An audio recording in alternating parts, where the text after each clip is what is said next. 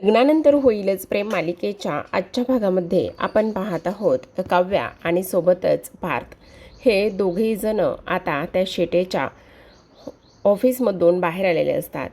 तेव्हा काव्या म्हणत असते, खरं सांगू का देशमुख, आपलं त्या व्हिडिओचं करप्शन कसं झालं ते समजलं नाही आणि त्या शेटेला तर आपल्याला आता सोडायचंच नाही.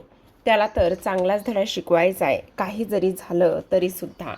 मग आता पार्थ म्हणत असतो, हो काव्या, तुम्ही बोलताय ना ते अगदी बरोबर बोलताय. काही जरी झालं तरी त्याला धडा शिकवायचाच आहे. पण काव्या म्हणत असते, ते सगळं खरं आहे हो, पण आता सुरुवात कुठून पुन्हा करायची तेच कळत नाही. पार्थ म्हणत असतो, हे घ्या, तुमची पाणी प्यायची वेळ झाली ना, पाणी पिऊन घ्या. तेव्हा काव्या म्हणत असते, तुम्ही आर्किटेक्ट आहात की डॉक्टर तेच मला समजत नाही. डॉक्टरवरून आठवलं, त्या आर्याला कॉल करायचा आहे. थांबा, त्या आर्यालाच कॉल करते आणि तिला लिस्ट पाठवायला सांगते. तेव्हा नंदिनी त्याचबरोबर जीवा हे तिघेही जण बसलेले असतात. तिघेही जण बसलेले असल्यानं आता इथे तेवढ्यातच काव्याचा फोन आलेला असतो आणि फोन आल्यानंतर ती म्हणत असते, काय गे आर्या, तू कुठे आहेस? तेव्हा ती म्हणत असते, हां बोल ना. आहे क्लिनिकमध्ये आहे. काय क्लिनिक? तुझं आणि कुठलं क्लिनिक? अगं नाही क्लिनिक. तेव्हा नंदिनी इकडून सुनावते, तिला हातवारे करून सांगत असते, क्लिनअपला आले म्हणून सांग.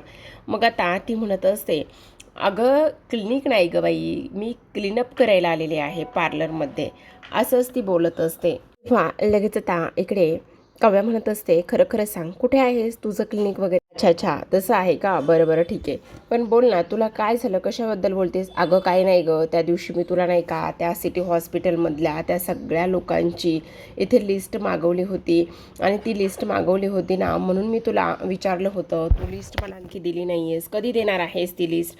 असं काव्या विचारत असते. म्हणजे त्या IIP रोडवर ते ज्यांचे अपघात झालेत ना, त्यांची लिस्ट हवी आहे. तेव्हा आर्या म्हणत असते, बरं एक काम कर, तू क्लिनिकमध्ये जा आणि माझं नाव सांग, तुला तिथे गेल्यावर सगळं काही मिळेल, असं आर्या सांगते. आणि त्यानंतर काव्या म्हणत असते, बरं ठीक आहे, कोणाचं नाव सांगू? आणि तिथे सांग, आरती नावाच्या एक सिस्टर आहे, त्यांना माझं नाव सांग आणि त्या नक्कीच तुला इथे प्रोव्हाइड करतील. काव्या म्हणत असते, बरं ठीक आहे, चालेल बरं का. आणि त्यानंतर आता काव्या म्हणत असते, चला आपलं तर काम झालेलं आहे, आपल्याला आर्याने सांगितलेलं आहे की हॉस्पिटलमध्ये जायचं आहे आणि तिथे जाऊन लिस्ट वगैरे घ्यायची आहे. असं म्हटल्याबरोबर आता लगेचच ती इकडे हॉस्पिटलमध्ये जायला लागलेली असते. आणि त्यावेळेला जायला लागल्यानंतर इथे आता आपण पाहतो दुसऱ्या बाजूला नंदिनी म्हणत असते, काय झालं? काय म्हणत होती काव्या? काव्याला काही नाही गं, हॉस्पिटलमध्ये जायचं होतं आणि म्हणून तिचा इथे कॉल आला होता. अच्छा, असं आहे का? अगं पण ती तर मला असं काही बोलली नाही आहे हॉस्पिटलमध्ये वगैरे जाणार आहे का? कुठे? मला तर बोलली तिला क्लासला वगैरे जायचं आहे. पण काही नाही गं, तिला ना काय आहे, कशासाठी जाणार आहे हॉस्पिटलमध्ये? काही नाही गं, ते थोडंसं सिक्रेट आहे, त्यामुळे ते तुला नाही सांगू शकत. बरं ठीक आहे, असू दे, ते सिक्रेट आहे ना तर ती चांगलीच गोष्ट आहे. पण तरीसुद्धा पण तिने तुझ्या हॉस्पिटलकडे वगैरे जायला नको, कारण कसं आहे ना, अगं तुला सांगू का, खरं तर तिला ना ती एका मिशनवर आहे आणि मिशनवर असताना ना तिला त्या IIP रोडवरील इथे ज्या लोकांचा अपघात झाला आहे ना, त्या लोकांची इथे लिस्ट तिला हवी आहे, असं आर्या म्हणत असते. आता IIP रोडवरील लिस्ट म्हणता क्षणी नंदिनीला धक्काच बसतो. नंदिनी म्हणत असते, काय सांगतेस काय तू? म्हणजे तिला IIP रोडवरील इथे ज्या लोकांचा अपघात झाला आहे त्या लोकांची लिस्ट इथे तिला हवी आहे? म्हणजे हे कसं शक्य आहे आणि ह्या सगळ्या गोष्टी कशा काय होऊ शकतात तेच मला काही कळत नाही, असं सुद्धा आता इथे ती बोलत असते.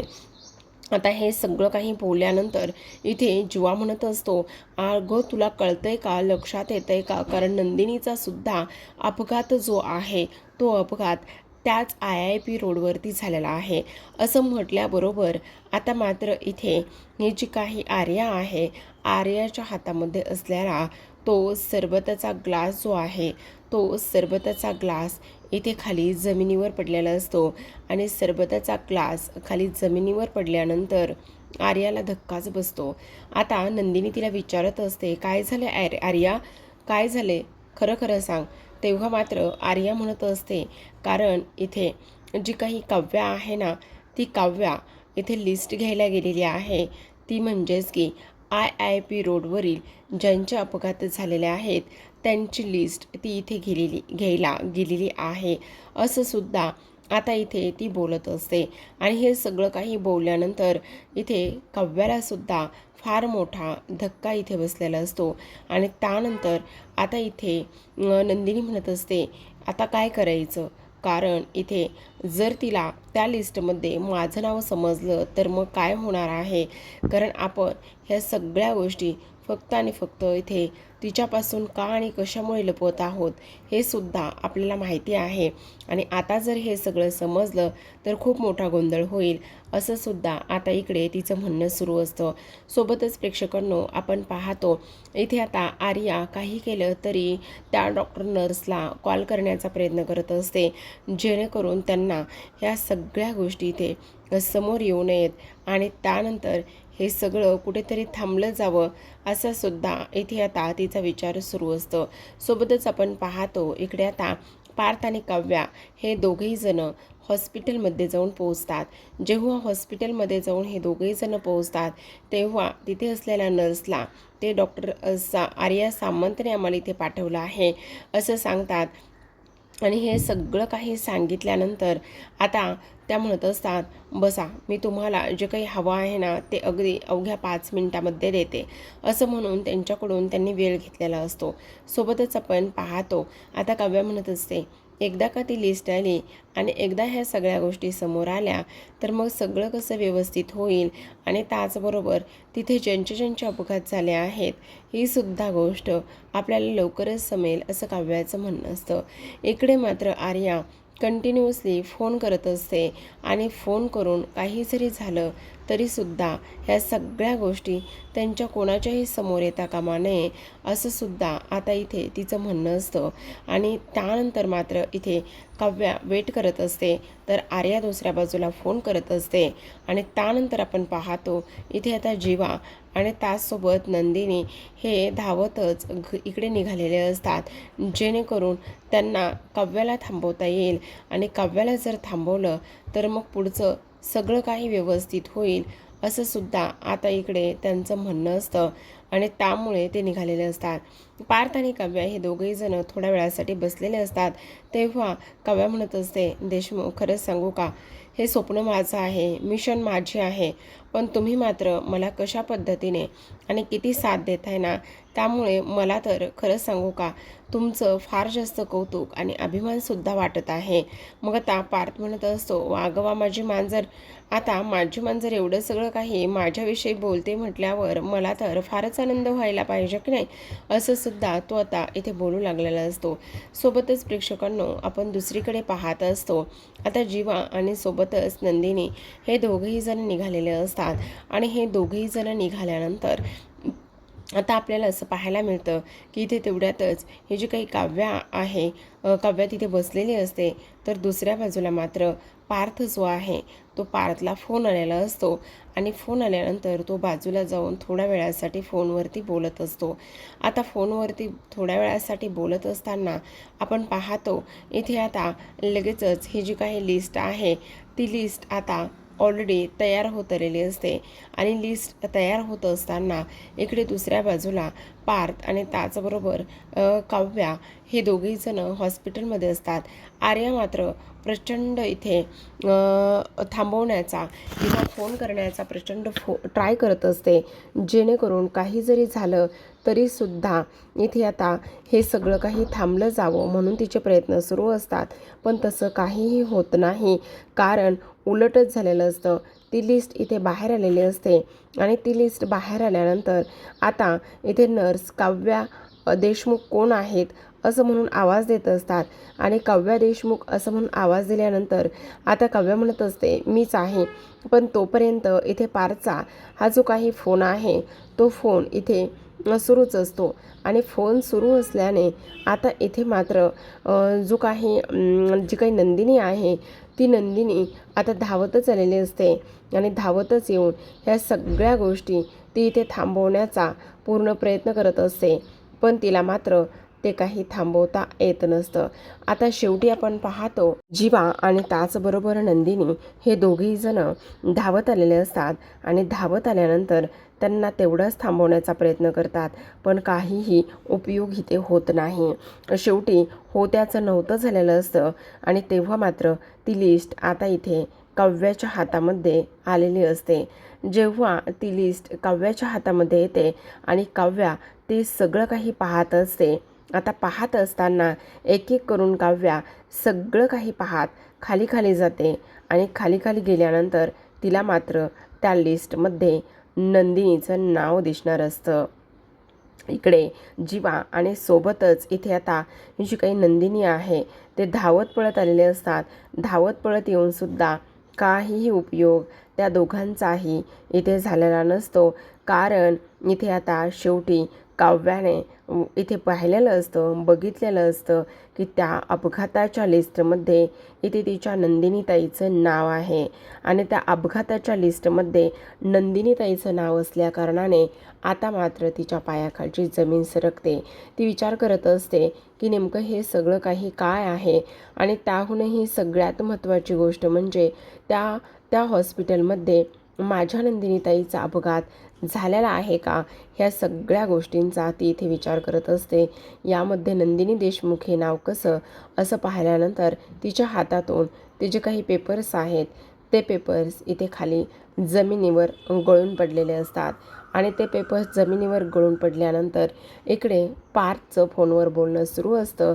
तर आता आपण पाहतो इकडे लगेचच तिच्या पाठी नंदिनी येऊन उभी राहिलेली असते आणि नंदिनी येऊन उभी राहिल्यानंतर ती म्हणत असते, काय झालं ताई? आणि तेवढ्यातच आता इकडे नंदिनी तिला आवाज देते आणि म्हणत असते, काव्या काव्या असं बोलल्याबरोबर मात्र इथे आता काव्याला त्या सगळ्या गोष्टी आठवतात. जेव्हा त्या दोघीजणी इथे बोलत असतात आणि बोलत असताना आपण पाहतो की इथे कशा कशा पद्धतीने जेव्हा जेव्हा त्या दोघी एकमेकींशी बोलत असतात त्या वेळेला मात्र इथे प्रेग्नेन्सीवरून चर्चा होत असते आणि ती चर्चा इथे सफल झालेली नसते किंवा तिने आता तिच्या पोटावर हात ठेवलेला असतो आणि त्यावेळेससुद्धा इथे तिला निराशाच मिळालेली असते. हे सगळं आता काव्याला आठवू लागलेलं असतं. सोबतच आपण पाहतो इकडे आता तिने ताबडतोब नंदिनीला कॉल केलेला असतो कारण तिला ह्या सगळ्या गोष्टी तिला विचारायच्या असतात म्हणून. पण जेव्हा ती नंदिनीचा नंबर डायल करते, फोन लागतो, पण तेव्हा नंदिनी मात्र तिच्याच पाठीमागे उभी असते. जेव्हा नंदिनी तिच्या पाठीमागे उभी असते त्यावेळेला काव्याला धक्का अजूनच बसलेला असतो की नंदिनी ताई इथे कशी म्हणून. आता ह्या सगळ्या गोष्टी तर इथे सुरू असतात प्रेक्षकांनो, पण आता इथे काव्या म्हणत असते, नंदिनी ताई तू इथे कशी? आणि त्याहूनही सगळ्यात महत्त्वाची गोष्ट म्हणजे हे सगळं काय आहे असं सुद्धा आता इथे ती विचारत असते. जाबच हा ती नंदिनीला विचारू लागते की ताई हे सगळं काय आहे आणि त्याचबरोबर हे अपघात आणि ह्या सगळ्या गोष्टी तुझ्या बाबतीत कशा काय. आणि तेव्हा मात्र इथे हे सगळं काही विचारत असताना काव्याला चक्कर येते. जेव्हा काव्याला चक्कर येते तेव्हा मात्र काव्या तिथेच खाली जमिनीवर बेशुद्ध होऊन पडलेली असते आणि तेवढ्यातच पार्थ धावतच आलेला असतो. जेव्हा पार्थ धावत येतो आणि जोरातच काव्या असं म्हणून तो आता इथे ओरडत असतो आणि काव्याला सावरण्याचा आता सगळेजण प्रयत्न करतात. शेवटी काव्या इथे आता तिला डॉक्टर चेक वगैरे करतात आणि डॉक्टरांनी चेक वगैरे केल्यानंतर आपण पाहतो की आता इथे काव्या थोडीशी नॉर्मल असते. डॉक्टरांनी सांगितलेलं असतं काळजी करण्याची काही एक गरज नाही, आता त्या व्यवस्थित नॉर्मल आहेत. मग आता आपण पाहतो हे सगळं काही झाल्यानंतर आता इथे मात्र काव्या म्हणत असते, ताई खरं खरं सांग, तुझा त्या रस्त्यावर अपघात झाला, IIP रोडवरती तुझा अपघात झाला आणि ही गोष्ट तू आमच्यापासून का लपवून ठेवलीस आणि त्यानंतर तुला आम्हाला एकदासुद्धा सांगावंसं वाटलं नाही का? का तू आमच्यासोबत अशा पद्धतीने खोटं बोलली असं सुद्धा आता इथे ती स्पष्टपणे विचारत असते. हे सगळं काही विचारत असताना आता मात्र इथे नंदिनी म्हणत असते, एक मिनटं, पण इथे पार्थ म्हणत असतो, पण नेमका तो अपघात कधी झाला आहे आणि कसा झाला आहे ही सुद्धा गोष्ट तुम्ही आम्हाला का सांगितली नाही आणि आमच्यापासून ह्या सगळ्या गोष्टी तुम्ही का आणि कशामुळे लपवून ठेवल्या. तेव्हा जीवा म्हणत असतो, नाही दादा, खरं तर मी तुला सांगणारच होतो. कधी सांगणार होता? आणि केव्हा सांगणार होता? मग आता काव्या म्हणत असते, बोल ताई, कधी सांगणार होते? केव्हा सांगणार होतीस? आणि का नाही सांगितलंस? बोल. मग आता नंदिनी रडायला लागलेली असते. नंदिनीला आता इथे रडू येऊ लागलेलं असतं आणि तेव्हा काव्या म्हणत असते, ताई प्लीज प्लीज तू रडू नकोस. मला सगळं काही आता इथे जाणून घ्यायचं आहे. काही जरी झालं तरी मला त्या सगळ्या गोष्टी तू इथे सांगणार आहेस. तेव्हा लगेच आता इकडे हे सगळं कधी झाले असं विचारल्याबरोबर इथे जीवा पुढाकार घेतो आणि जीवा पुढाकार घेऊन ते सगळं काही सांगायला तो आता इथे सुरुवात करत असतो.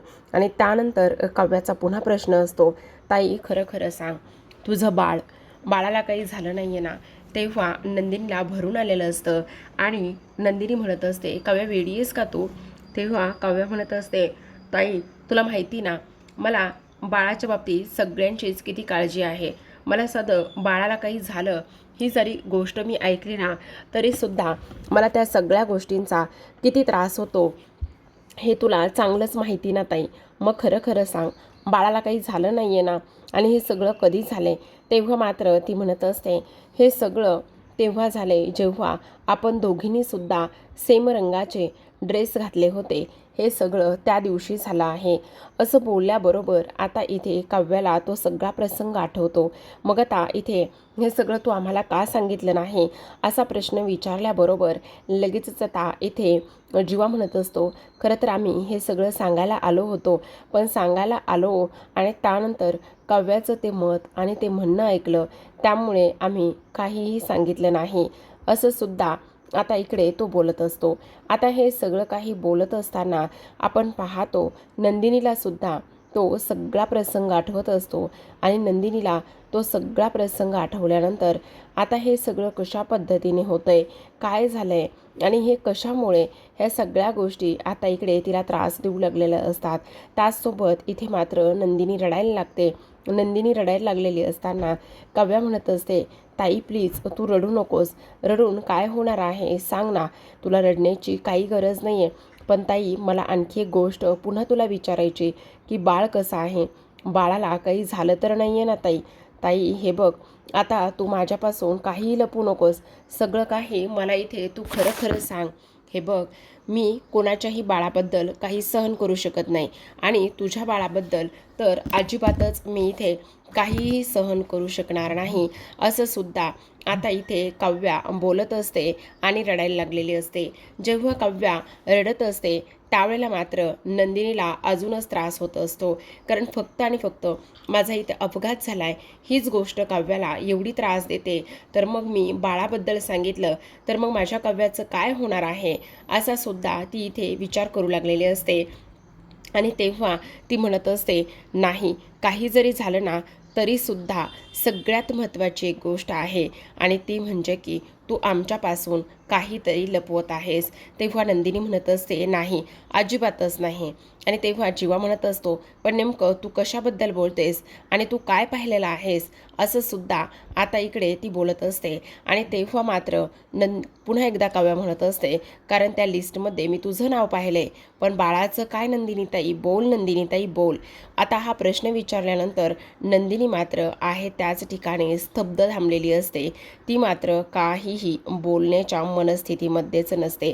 तर आता प्रेक्षकांनो, इथे नंदिनी काव्याच्या प्रश्नांची कशी उत्तरं देईल आणि कसं सामोरं जाईल, तर आजच्या भागात एवढंच. उद्याचा भाग पाहायचा असेल तर नक्की चॅनलला सबस्क्राईब करा, कारण उद्याच्या भागामध्ये आपल्याला असं पाहायला मिळणार आहे की इथे आता काव्या ह्या सगळ्या गोष्टीचा संशय आलेला असतो आणि सगळ्या गोष्टींचा संशय आल्यानंतर आता आपण पाहतो की इथे नंदिनी म्हणत असते, खरं तर काव्याला संशय आलेला आहे, त्यामुळे काव्या पुन्हा पुन्हा त्या सगळ्या गोष्टींचा शोध घेण्याचा नक्कीच प्रयत्न करेल.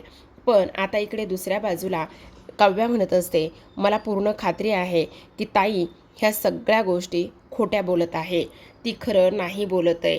पण मग आता इथे जीवा दुसऱ्या बाजूला म्हणत असतो, काव्याला संशय आलाय तर इथे पार्थदादाला फक्त संशय आलाय तर त्या सत्यापर्यंत तो नक्कीच जाण्याचा प्रयत्न करेल आणि तो सत्य शोधून काढल्याशिवाय शांत बसणार नाही. मग आता इथे आपण काही जरी झालं तरी हे काहीतरी करून थांबवलं पाहिजे. तर दुसरीकडे आता इकडे काव्या म्हणत असते, मला असं वाटतंय की इथे ती खोटं पोट लावत आहे. असं बोलल्याबरोबर आता मात्र इकडे ह्या लोकांनी सुतावरून स्वर्ग गाठलेला असतो आणि सुतावरून स्वर्ग गाठल्यानंतर आता ह्या सगळ्या प्रश्नांची उत्तरं कशी आणि कशा पद्धतीने मिळतील हे पाहणं फार इंटरेस्टिंग आहे.